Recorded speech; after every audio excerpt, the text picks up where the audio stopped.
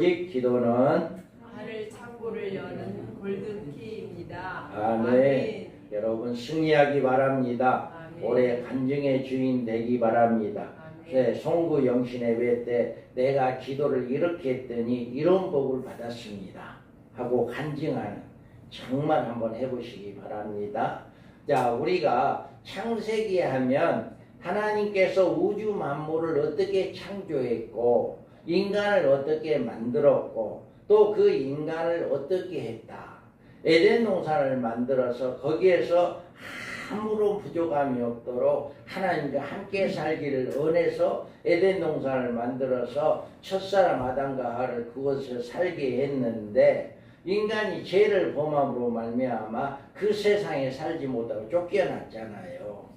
그래서 그 모든 부분들이 그리고 난 다음에 죄로 인해서 하나님과 관계가 끊어졌고 또 그 죄로 인해서 하나님과 회복될 수 없는 그런 단계에 있는데 하나님은 창세전에 계획을 세우시고 독생자 예수 그리스도를 이 땅에 보내주시고 우리를 다시금 구원시켜서 하나님과 관계가 회복하게 만들었다. 이 과정이 창세기부터 시작해서 요한계시록 이 전까지 유다서까지가 이루어진 말씀입니다. 그러면 요한계시록은 어떤 말씀이냐? 창세기는 우주 만물을 창조한 것에 대해서 말씀했다면 요한계시록은 인류를 심판하는 과정을 이야기해 주는 게 바로 요한계시록입니다. 앞으로 반드시 하나님께서는 어떻게 심판하겠다라고 하는 그 심판 과정을 자세하게 가장 세밀하게 이야기해 준 부분이 바로 요한계시록이에요. 그 요한계시록 중에서도 6장 하면 총론입니다. 총론은 이제 계시록에서는 7빈이 있어요. 7인이 있고 7 나팔이 있고 7 대접이 있고 이 세 하가 있습니다. 이 네 가지의 인과 대접과 나팔과 하, 이 안에가 모든 마지막 때 인류를 어떻게 심판하겠다라고 하는 그 내용이 다 기록되어 있어요. 그래서 오늘은 이렇게 5번째 인입니다. 5번째 인, 인으로는 5번째 인. 그래서 첫째 인은 흰 말이고 둘째는 붉은 말이고 셋째는 검은 말이고 넷째는 청색 말. 이렇게 네 말로 이야기를 했고 5째 인은 오늘 본문의 말씀처럼 순교자의 강구다. 이 5번째는 이렇게 붉은 말의 전쟁, 이제 이런 모든 것들이 지나가고 난 다음에 이렇게 이제 5째 인을 뗄 때 하나님의 보좌 제단 아래서 하나님께 큰 소리로 간구하여 순교자들의 기도가 나옵니다. 이 네 말의 등장과 활동으로 7년 환란 중에 일어날 모든 사건이 사실상 전부 성취된 것이나 다름이 없다. 그래서 5째 인과 6째 인이 남았는데 이 하나님의 심판을 호소하는 순교자의 간구하는 모습이 5째 인으로 나오고 주의 재림 직후에 있을 마지막 심판 곧 7째 대접 심판으로 오는 지구의 최종적인 심판이 바로 6째 인이다. 이렇게 이야기합니다. 그러면 오늘은 순교자의 성도가 등장을 합니다.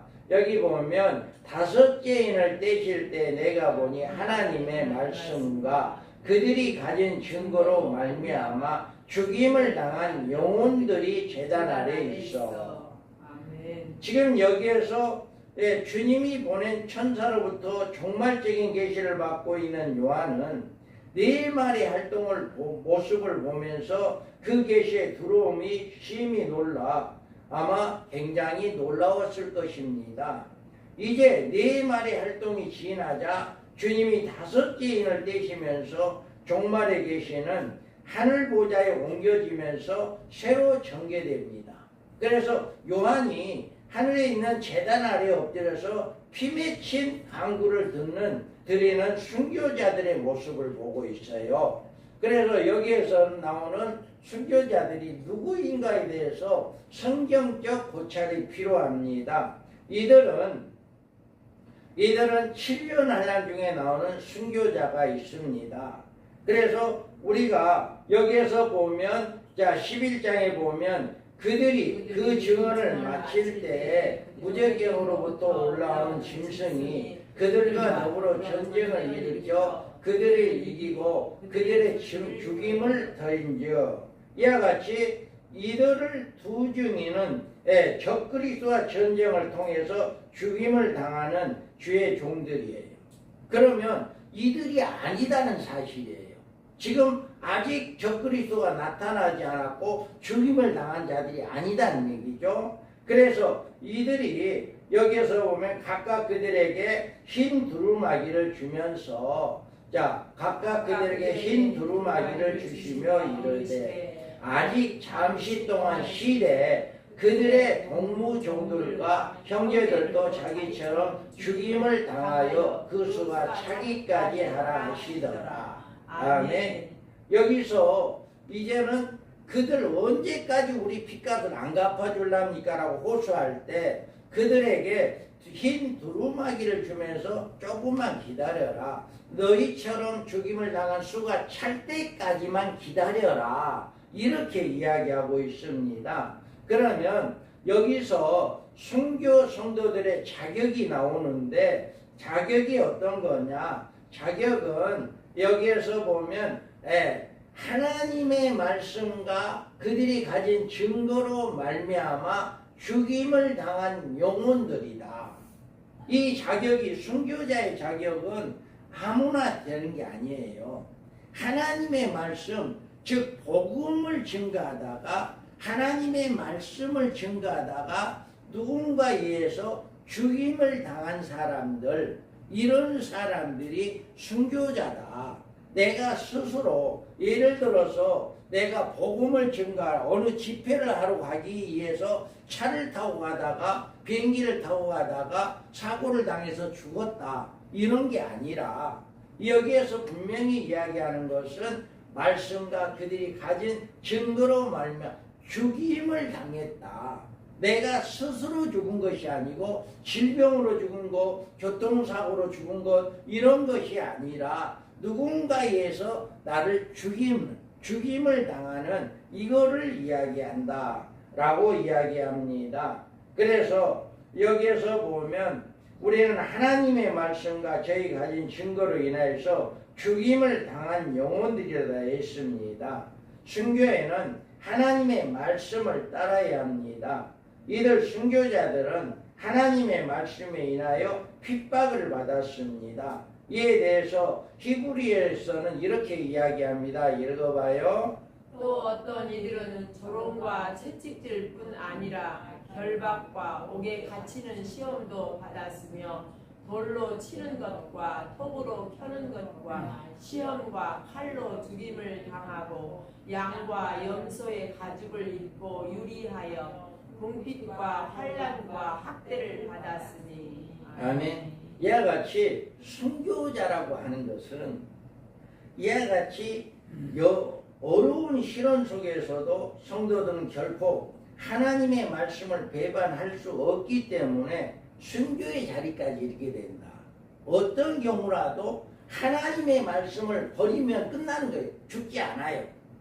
어느 순간이라도 당신 예수 믿으면 죽일 거고 예수를 믿지 않으면 내가 살려주겠다라고 했을 때 조건은 하나예요. 예수 나 안 믿는다. 예수 부인해 보면 살아나는 거예요. 그런데 이들은 어떻게 했어요? 이들은 채찍도 맞고 이제 결박도 당하고 옥에 갇히기도 하고 돌로 맞기도 하고 톱으로 켜는 것과 같은 그런 시험과 칼에 죽임을 당하는 이런 것을 하면서까지도 예수를 부인하지 않는, 하나님의 말씀을 배반하지 않는 이런 삶을 살았단 말이에요. 이게 바로 순교다는 거죠.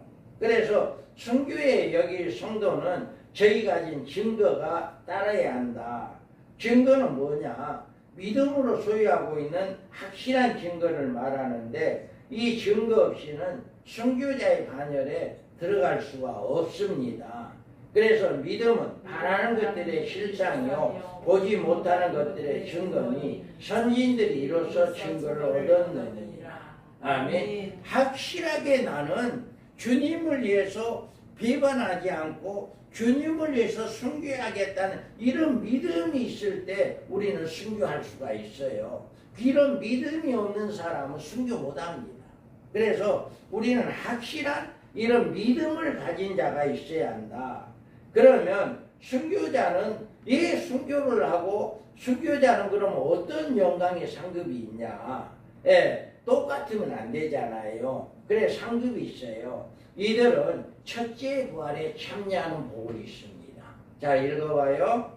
또 내가 보좌들을 보니 거기에 앉은 자들이 있어 심판하는 권세를 받았더라. 또 내가 보니 예수를 증언함과 하나님의 말씀 때문에 목배임을 당하는 자들의 영혼들과 또 짐승과 그의 우상에게 경배하지 아니하고 그들의 이마와 손에 그의 표를 받지 아니한 자들이 살아서 그리스도와 더불어 1000년 동안 왕노릇하니.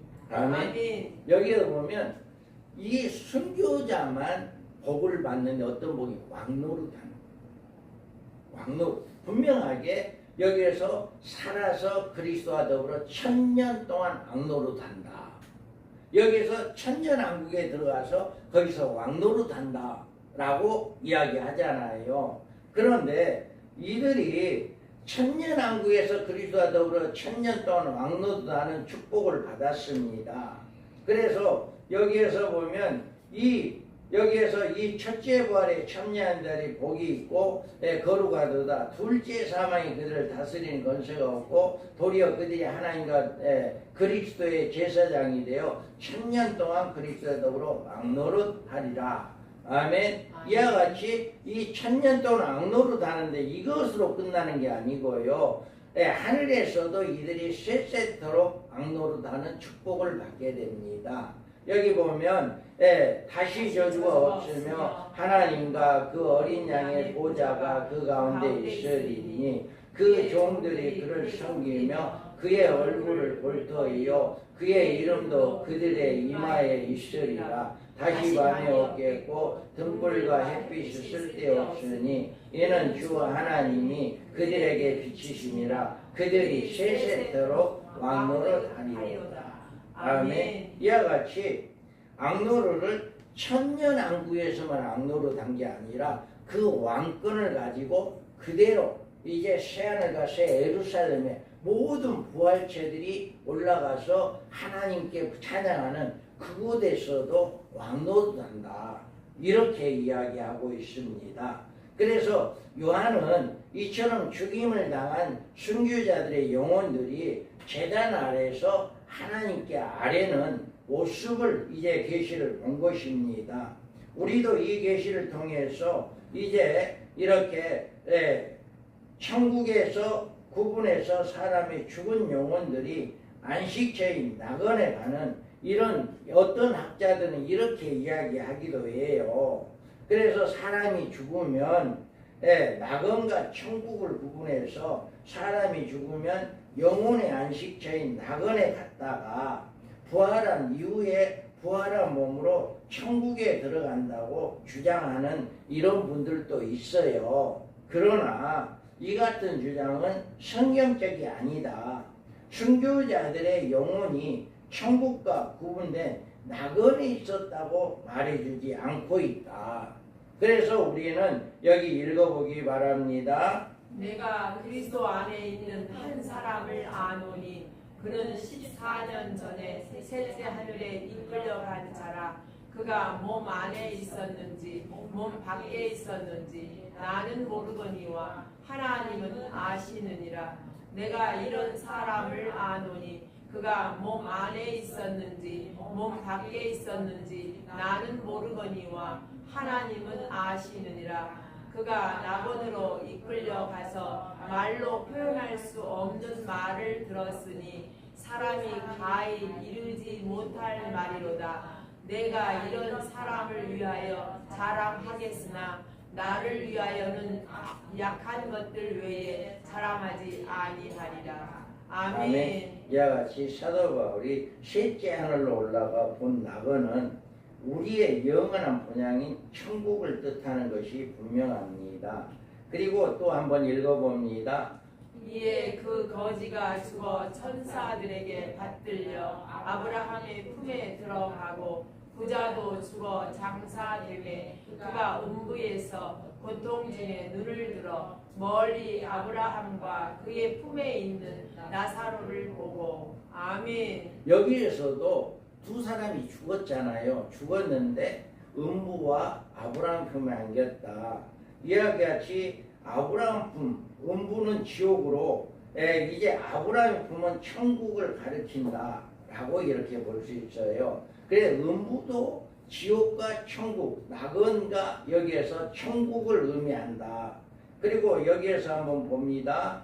내 아버지 집에 거할 곳이 많도다. 그렇지 않으면 너희에게 일렀으리라. 내가 너희를 위하여 거처를 예비하러 가노니 가서 너희를 위하여 거처를 예비하면 내가 다시 와서 너희를 내게로 영접하여 나 있는 곳에 너희도 있게 하리라. 아멘. 이와 같이 예수님이 예비하러 가신 곳이 바로 천국과 구별된 낙원일 수가 없다.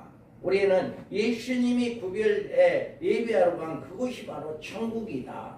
그래서 성경에서 이렇게 우리가 죽은 사람들이 일단 이제 낙원에 가 있다가 부활해 가지고 천국에 들어간다. 이것은 아니고 우리가 죽으면 다 천국에 간다라고 이렇게 이야기할 수가 있다라고 하는 것을 우리가 볼 수가 있습니다.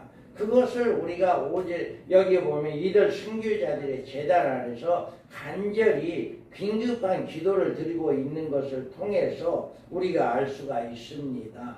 자, 다섯째 인을 떼실 때 내가 보니 하나님의 말씀과 그들이 가진 증거로 말미암아 죽임을 당한 영혼들이 제단 아래에 있어 큰 소리로 불러 이르되 걸어가고 참되신 대주되어 땅에 거하는 자들을 심판하여 우리 피를 갚아주지 아니하시기를 어느 때까지 하시려 하나이까. 이와 같이 이 기도의 제목을 보면 자신들이 흘린 피에 대한 신원을 호소합니다. 우리 피를 갚아주지 아니하기를 어느 때까지 하려 합니까? 라고 합니다. 이처럼 하나님의 최종적인 심판은 성도들의 피값에 대한 심판을 내리십니다. 인류 최종적인 심판이 내려지는 일곱 대접 심판으로 내려지는 거예요. 그래서 이 죽은 영혼들이 낙원에 가 있는 것이 아니라 천국에서 하나님 보좌에서 하나님께 호소하고 있는 이런 모습을 보고 있다라고 하는 거예요. 그래서 그러면 이들이 기도하는 우리 피값을 언제 갚아줄랍니까 하는 그 호소를 언제 들어주냐. 여기 읽어봅니다. 셋째 천사가 그 대접을 강과 물 근원에 쏟음에 피가 되더라. 내가 들으니 물을 차지한 천사가 이르되 전에도 계셨고 지금도 계신 거룩하신 이여 이렇게 심판하시니 의로우시도다. 그들이 성도들과 선지자들의 피를 흘렸으므로 그들에게 피를 마시게 하신 것이 합당하니이다 하더라. 아멘. 이와 같이 우리 피값을 언제 갚아줄랍니까? 라고 호소한 답을 언제 주냐? 이때 해줍니다. 셋째 천사가 나팔을 불 때 이제 이거는 대접 심판이에요. 대접 심판이 일어날 때 이런 심판이 일어나는데 첫째 대접에서는 육륜표를 받는 사람들이 악성 종기가 나고요. 온몸에 육륜표를 받은 사람들은 전 세계 누구든지 그 종기가 납니다. 그리고 두 번째는 바다가 피가 되어버립니다. 그리고 세 번째 대접에는 땅의 모든 물의 근원이 피가 되어버려요. 그러니까 바다도 피가 되고 물도 피가 되니까 피를 마실 수밖에 없어요. 사람이 피를 마셔야 해요. 사람이. 그러니까 그 피가 무슨 피냐? 성도들과 선지자들의 피를 흘렀으므로 그들이 피를 마시게 하신 것이 합당하다. 이게 바로 마지막 인류의 마지막 때 대적 심판이 오게 되면 이런 일이 일어날 겁니다. 분명히 이런 일이 일어난다고 분명히 이야기를 하고 있어요. 그러면 여기에서 동무종들의 순교가 나옵니다. 여기에 보면 각각 그들에게 흰 두루마기를 주시며 이르시되 아직 잠시 동안 쉬되 그들의 동무종들과 형제들도 자기처럼 죽임을 당하여 그 수가 차기까지 하라 하시더라. 아멘. 이와 같이 동무종들처럼 죽임을 그 수가 찰 때까지만 기다려라. 그랬는데 하나님이 이들에게 각각 흰 두루마기를 주셨다라고 했습니다. 여기에서 순교자들에게 주신 두루마기는 환난 중에 입은 성도들의 흰옷과는 구분이 됩니다. 그래서 7장에 보면 내가 말하기를 내 주여 당신이 아시나이다 하니 그가 나에게 이르시되 이는 큰 환난에서 나오는 자들인데 어린 양의 피에 그 옷을 씻어 희게 하였느니라. 아멘. 이 사람들의 흰옷은 어떤 사람이냐? 구원받은 사람들이에요. 이 사람들은 큰 환난에서 나온 사람들, 즉 이 사람들이 누구냐? 후 3년 만에 예비체들을 안전하게 보호를 받을 사람들. 이 사람들은 흰옷을 입었는데 어린 양의 피에 옷을 씻은 사람들. 또 여기에서 보면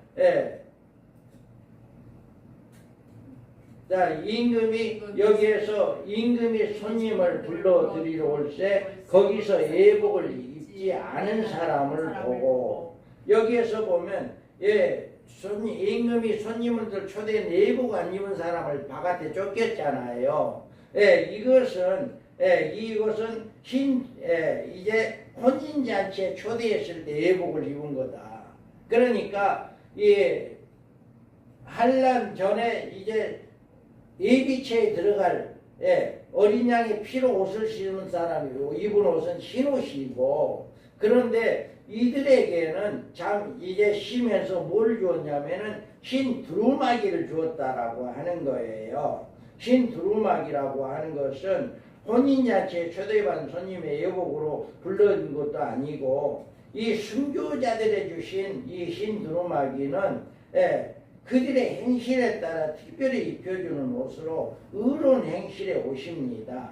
하나님의 말씀과 저희의 가진 증거로 인하여 목배임을 당한 순교자들, 이들에게는 의로운 행실의 옷을 준다. 그래 흰 두루마기는 흰옷이 아니고 예복이 아니고 행실로, 그들로 인해서 죽임을 당한 그 사람들이 입은 두루마기는 다르다라고 하는 것을 표현하기 흰 두루마기다라고 이야기해요. 그래서 우리 하나님은 이들에게 아직 잠시 동안 쉬다라고 했는데 그 쉬는 이유가 뭐냐? 이제 그 수가 찰 때까지 너네들처럼 또 다른 순교자가 있다라고 하는 것을 이야기해 주는 거예요. 여기에서 잠시 쉬라고 하신 말씀은 천국에 있는 성도들의 생활상을 보여주고 있는 것입니다. 여기에서 쉰다는 말은 영적인 수면을 의미하는 말이 아니고, 지금 이들은 순교자들이 분명히 의식을 가지고 호소하고 있는 것을 알고 있어요. 그래서 여기에서 분명히 기도하고 있잖아요. 그래서 내가 들으니 하늘에서 음성이 나서 이르되 기록하라. 지금 이후로 주 안에서 죽은 자들이 복이 있도다 하시매 성령이 이르시되 그러하도다. 그들이 수고를 그치고 쉬리니 이는 그들의 행한 일에 따름이라 하시더라. 아멘. 천국에서 쉬는 일은 새로운 영적 생활의 축복을 말한다. 그냥 죽으면 끝나는 것이 아니고 거기에서 우리는 힘을 얻는다고 하는 것은 영적인 축복을 이야기한다 라고 하는 것입니다.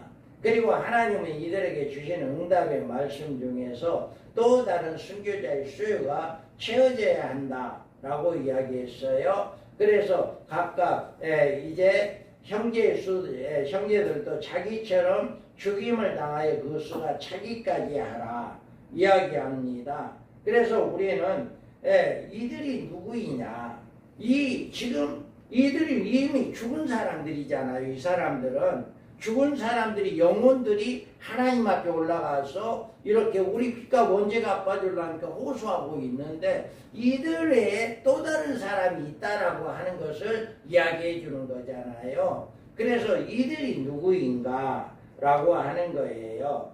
그래서 우리는 이들이 누구이냐라고 하는 것은 계시록 11장에 보면 이 두 선지자가 땅에 사는 자들을 괴롭게 한 거로 땅에 사는 자들이 그들의 죽음을 즐거워하고 기뻐하여 서로 예물을 보내리라 하더라. 다음에 이제 두 선지자들이 사명을 마치고 죽임을 당하는 이런 일이 있습니다. 그리고 7장에 읽어봅니다. 이르되 우리가 우리 하나님의 종들의 이마에 인치기까지 땅이나 바다나 나무들을 해하지 말라 하더라. 내가 인침을 받은 자의 수를 들으니 이스라엘 자손의 각 지파 중에서 인침을 받은 자들이 14만 4천이니. 아멘. 또 이렇게 이야기합니다. 여기서 14만 4천 명의 인침을 받은 자가 있다라고 이야기를 해요. 그래서 여기서 순교자들의 두 종류의 무리로 나뉘어지고 있다. 처음에 나오는 순교자는 하나님의 말씀에 인하여 목배임을 받은 자들의 영혼들, 5개인을 띌 때 그들이 호소하는 그 영혼들, 그들이 처음에 나오는 순교자들이고, 두 번째로는 또 짐승과 그의 우상에게 경배하지도 아니하고 이마와 손에 그의 표를 받지도 아니한 자들이 살아서라고 한 순교자들의 무리입니다. 이들이 누구냐? 이제 한 일의 언약이 이루어지면 전 3년 반 동안에 11장에 계시록 10장에서 책을 받아 먹어라. 하나님이 사명을 받습니다. 아무리 우리가 나는 순교자가 될 거야, 나는 두증이 될 거야 이렇게 한다 할지라도 하나님께서 나에게 인 쳐주지 않으면 안 돼요. 하나님이 나에게 인을 쳐줘야 하고 그게 사명을 부여하는 거죠. 그래 사명을 부어주고 10장에서 책을 받아먹고 입에는 꿀같이 달아 배에는 쓰게 되는 순교의 사명이 그때 이루어지고 11장에서 1260일 동안 복음을 증거합니다. 1260일 동안 복음을 증거하고 1260일이 끝나는 순간에 죽습니다. 할렐루야. 죽고 난 다음에 3일 만에 그들이 살아서 하늘로 올라갑니다. 이게 11장에 나오거든요. 11장에 나오는데 그들이 14장에서 어디 가느냐? 이들은 올라가서 이 순교자들은 올라가서 천국에 가 있는 게 아니에요. 시온산에 올라간다라고 14장에서 나옵니다. 그래서 14장에서 하나님의 노래, 어린 양의 노래, 모세 이제 검은 고를 들고 찬양을 하고 있다가 주님이 재림할 때 그들 100마를 타고 같이 내려오는 그들이 바로 이제 첫째 부활자들이다. 그래서 부활자, 이제 첫째 부활자의 순교자의 종류는 두 종류인데 한 길의 언약이 이루어지기 직전까지 누군가에 의해서 목배임을 당한, 죽임을 당한 사람, 내 스스로가 죽은 것이 아니라 복음을 증거하다가 누군가에 의해서 죽은 사람들, 그 다음에 또 그 무리에 또 포함되는 숫자가 누구냐? 14만 4천. 한 길의 언약이 이루어지면 두 증인으로 1260일 동안 복음을 증거하고 죽은 사람들, 죽었다가 살아나는 사람들, 이 사람들이 바로 니들처럼 죽임을 당한 수가 찰 때까지 기다려라. 그러니까 이 앞에 순교자들은 수가 나와 있지 않아요. 얼마다고 수가 안 나와 있는데 이들의 다음에 순교자들의 수가 나와 있어요. 그 수가 나와 있다라고 하는 것은 숫자가 있다라고 하는 거죠. 그런데 그 숫자가 14만 4천을 많은 사람들이 해석할 때 유대인의 구원받은 총수다, 아니면 예수 믿은 사람 모든 사람의 총수다, 이렇게 해석을 합니다. 그런데 우리가 성경적으로 해석을 이렇게 봤을 때 이 14만 4천은 순교자들이에요. 복음을 증거하다가 죽은 순교자들 그 수가 바로 14만 4천이다. 전 세계적으로 마지막 때 죽을 사람들은 이 사람들이다. 그래서 이 사람들이 수가 차면 이제 한일의 언약이 끝나고 이제 전삼 한일의 언약 중에 전 3년 만이 끝나는 순간에 이들은 죽습니다. 그리고 후 3년 만에 들어가고 후 3년 만이 끝나는 때 예수님이 재림할 때 그들이 함께 내려와서 이제 아마겟돈 전쟁을 일어나서 짐승과 거짓 선지자를 산채로 무적경에 집어넣고 이 땅을 심판하고 그 다음에 이제 일곱째 심판이 대접 심판이 이루어지는 이런 역사가 일어난다라고 하는 것을 이야기하고 있습니다. 그래서 오늘 우리가 이렇게 보는 이 말씀은 과연 이들의 두 증인들이 순교하게 되면서부터 이 땅에 둘째 하가 임하게 되고 후 3년 만에 들어서면서부터 순교자의 핏값을 갚아주시는 하나님의 심판의 역사가 최후 심판으로 내려집니다. 이처럼 종말에 주의 재림에 전후한 순교자들의 등장은 굉장히 중요한 의미가 있습니다. 이들은 전 3년 반 동안에 회개의 복음을 외치다가 그들의 사역이 끝나고 1260일 후에 적그리스도에 의해 순교하게 됩니다. 이들의 순교와 함께 이 땅에 무서운 대환란이 쏟아져 내립니다.